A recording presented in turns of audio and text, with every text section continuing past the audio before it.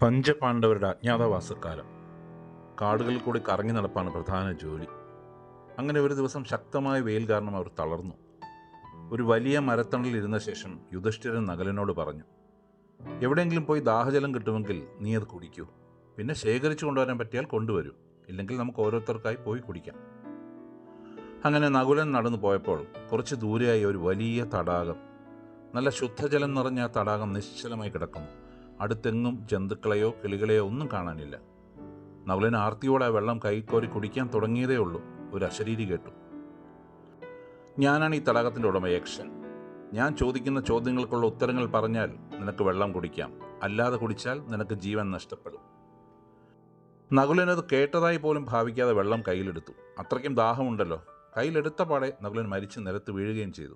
അശരീരി പറഞ്ഞത് സത്യമായിരുന്നു. കുറേ നേരം കഴിഞ്ഞിട്ടും നകുലനെ കാണാതെ ആയപ്പോൾ യുധിഷ്ഠിരൻ സഹദേവനോട് പറഞ്ഞു, നീ പോയി നകുലനെ കണ്ടുപിടിക്കൂ. ഒപ്പം അടുത്ത് വെള്ളം കിട്ടുമെങ്കിൽ അതും. നേരത്തെ പറഞ്ഞ തടാകം കണ്ട സഹദേവനും അശരീരി പറഞ്ഞത് അവഗണിച്ചുകൊണ്ട് വെള്ളം കുടിക്കാൻ ശ്രമിച്ചു. അപ്പോൾ തന്നെ മരിച്ച് നിലത്ത് വീഴുകയും ചെയ്തു. പുറകെ അർജുനനെയും ഭീമനെയും യുധിഷ്ഠിരൻ അയച്ചു. അവരും ചലനമറ്റ് കിടക്കുന്ന സഹോദരന്മാരെ കണ്ടിട്ടും അശരീരിയുടെ താക്കീത് വകവയ്ക്കാതെ വെള്ളം കുടിക്കാൻ ശ്രമിച്ചു. അവരും മരിച്ചു വീണു. അവസാനം യുധിഷ്ഠിരൻ തന്നെ സഹോദരന്മാരെ തപ്പിയിറങ്ങി. കുറേ നടന്ന് തടാകത്തിൻ്റെ കരയിലെത്തി. 4 സഹോദരന്മാരും തടാകക്കരയിൽ ചലനമറ്റ് കിടക്കുന്നത് കണ്ടപ്പോൾ യുധിഷ്ഠിരൻ ഞെട്ടിപ്പോയി. കുറച്ച് വെള്ളമെടുത്ത് തളിച്ച് നോക്കാമെന്ന് കരുതി യുധിഷ്ഠിരൻ ആ വെള്ളമെടുക്കാൻ തുനിഞ്ഞതേ ഉള്ളൂ. അതാ അശരീരി. ഞാൻ ചോദിക്കുന്ന ചോദ്യങ്ങൾക്കുള്ള ഉത്തരം പറയാതെ വെള്ളം കുടിക്കാൻ ശ്രമിച്ചാൽ നിനക്കും അവരുടെ ഗതി വരും. ജീവൻ ഉപേക്ഷിക്കാൻ തയ്യാറാണെങ്കിൽ നീ വെള്ളം കുടിക്കാൻ ശ്രമിക്കൂ. യുധിഷ്ഠിരൻ തൊഴുകയോടെ പറഞ്ഞു, അങ്ങേക്ക് എന്നോട് ചോദ്യങ്ങൾ ചോദിക്കാം.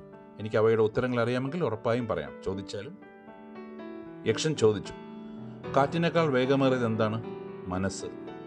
മൺതരികളെക്കാൾ എണ്ണത്തിൽ കൂടിയത് മനുഷ്യൻ്റെ ആകുലതകൾ. യഥാർത്ഥ സന്തോഷം ആരാണ് അനുഭവിക്കുന്നത്?